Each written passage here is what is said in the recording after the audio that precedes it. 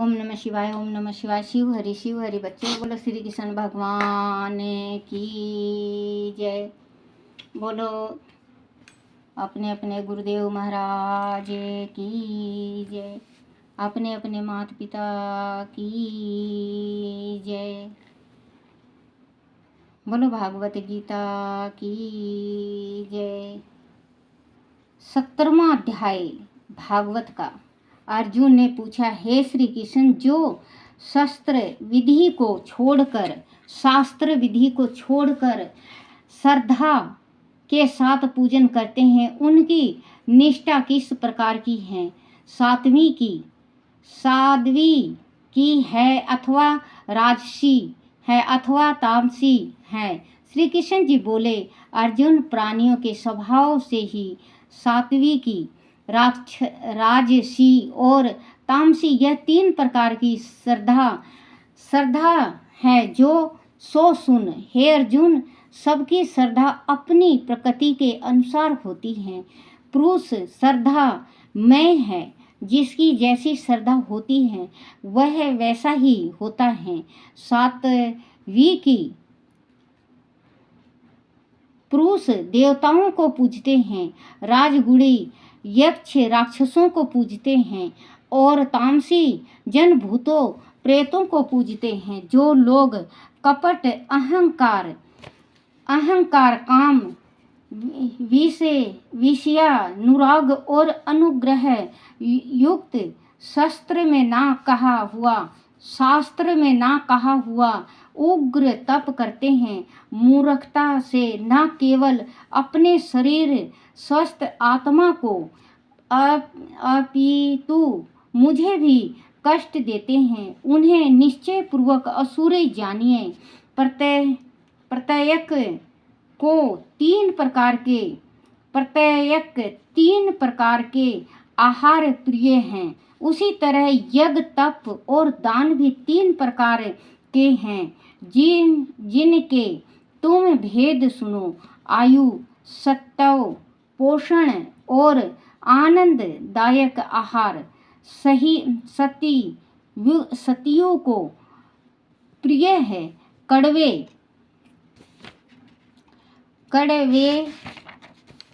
खट्टे, नमकीन, गरम, तीखे, रूखे, चरपरे तथा दुख, शोक और रोग जानक भोजन राक्षसी लोगों को प्रिय है।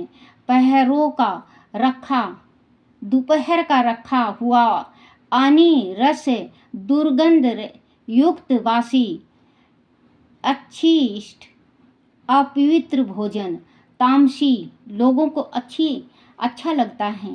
यज्ञ करना ही है ऐसा मन को ढूंढ करके फल की इच्छा बिना विधि पूर्वक जो किया जाता है वह सात्विकी है। हे भारत, श्रेष्ठ फल की कामना से और लोक दिखावे के लिए जो यज्ञ किया जाता है उस राजस जानो।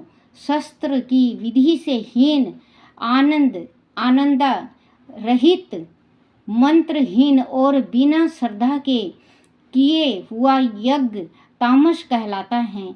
देवता, धीज्य गुरु और विद्वान इसका पूजन अपवित्र, सरलता, ब्रह्मचर्य और अहिंसा का आचरण करना शारीरिक तप है, जिससे वाक्या से किसी का दिल ना दुखे।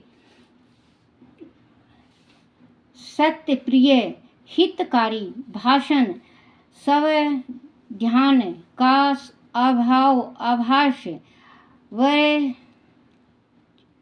वर्चिक तप है। मन की प्रसन्नता, चित्त की शांति, मौन, आत्मा निग्रह और निष्कपट रहना, यह मानसिक तप है। यह तीनों प्रकार का तप आदि श्रद्धा से फल की इच्छा त्याग कर और योग मुक्त होकर किया जाए तो सात्विक का तप कहलाता है। जो अपना आदर और बड़ाई करने के लिए तंब पूर्वक किया जाता है, वह अनतर और क्षीणक तप राजस है, जो दुराग्रह से आत्मा को कष्ट देकर यह दूसरे के नाश के लिए किया जाए, उसे तामस तप कहते हैं। फल की इच्छा त्याग, उत्तम बुद्धि से उत्तम स्थान में सत पात्र के बदले में कोई वस्तु लेने की इच्छा बिना दिया जाता है, उसे सात्विकी दान कहते हैं। जो दान प्रत्ययु पाकर अथवा किसी फल की इच्छा से क्लेश पूर्वक दिया जाता है, उसे राजस दान कहते हैं। अयोग समय में अयोग्य पुरुष को असत्कार और निरादर के साथ जो दान दिया जाता है, उसे तामस दान कहते हैं।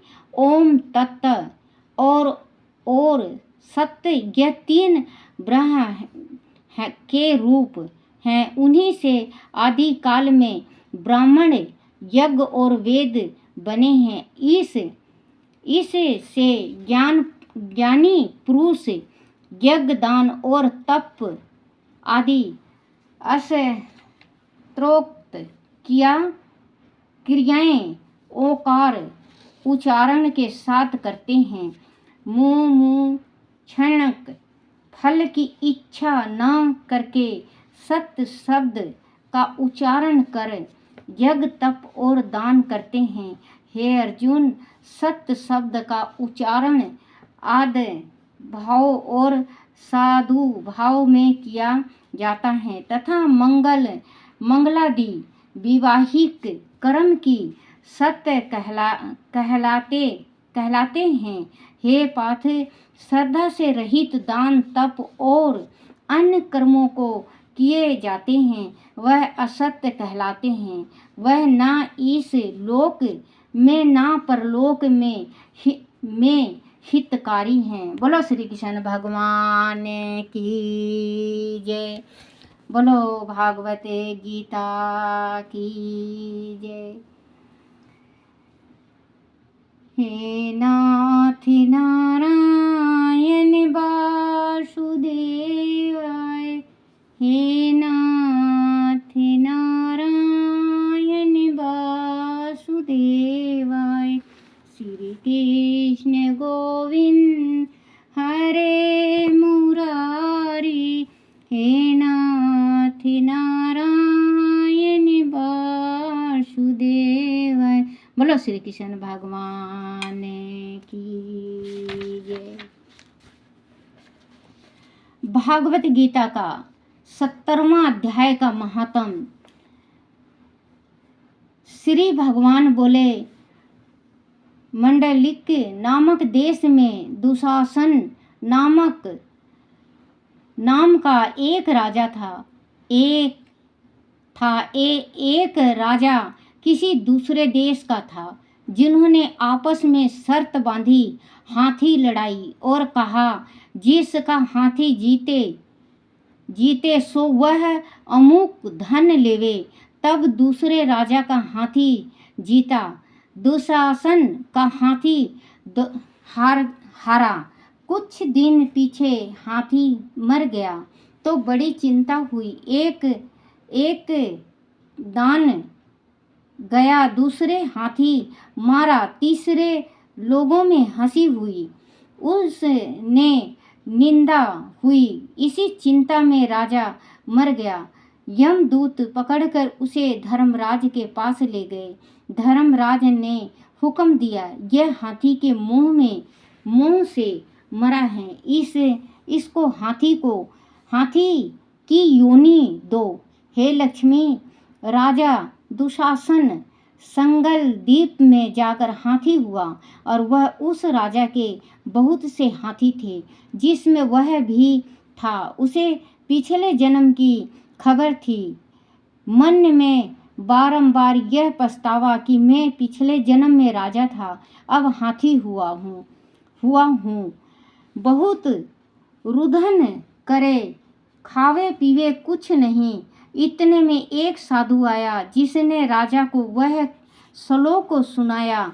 राजा बड़ा प्रसन्न हुआ और बोला, हे संत जी, कुछ मांगो। उसने कहा, मेरे पास सब कुछ है, एक हाथी नहीं है। राजा ने सुनकर वही हाथी दान दिया। ब्राह्मण अपने घर ले आया। घर ले आया। दाना रातब दिया। वह खावे नहीं, पानी भी नहीं पिया। रुदन कर मन में सोचता, कोई ऐसा होवे जो मुझे इस योनि से छुड़ावे। उस साधु ने महावत को बुलाया और पूछा कि इस हाथी को क्या दुख है? खाता पीता कुछ नहीं। महावत ने देखकर कहा, इसको कुछ रोग नहीं है। तब साधु ने राजा से कहा, हाथी खाता पीता कुछ नहीं, बड़ा रुदन करता है। वह सुनकर राजा स्वयं देखने को आया। राजा ने बड़े बड़े वेद बुलाए और महावत बुलाए, सबको हाथी दिखलाया। उन्होंने देखकर कहा, राजा जी, इसको कोई मानसिक दुख है, देह का कोई दुख नहीं है। तब राजा ने कहा, हाथी तू ही बोल, तुझे क्या दुख है? परमेश्वर की शक्ति से मनुष्यों की भाषा में हाथी ने कहा, राजन, तू बड़ा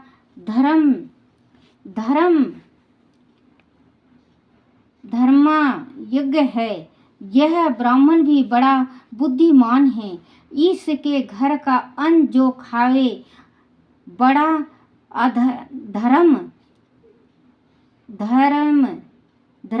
धर्मज्ञ हो, मुझको क्यों मिले?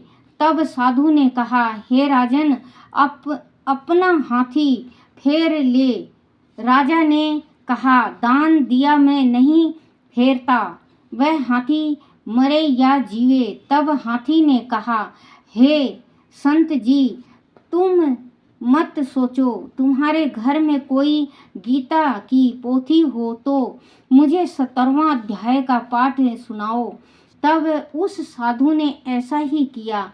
हे लक्ष्मी, 17वां अध्याय सुनते ही तत्काल हाथी की देह छूटी और वह देही पाकर वैकुंठ को गया। ऐसा श्री गीता जी के 17वें अध्याय का महात्म्य है। बोलो श्री कृष्ण भगवान की जय।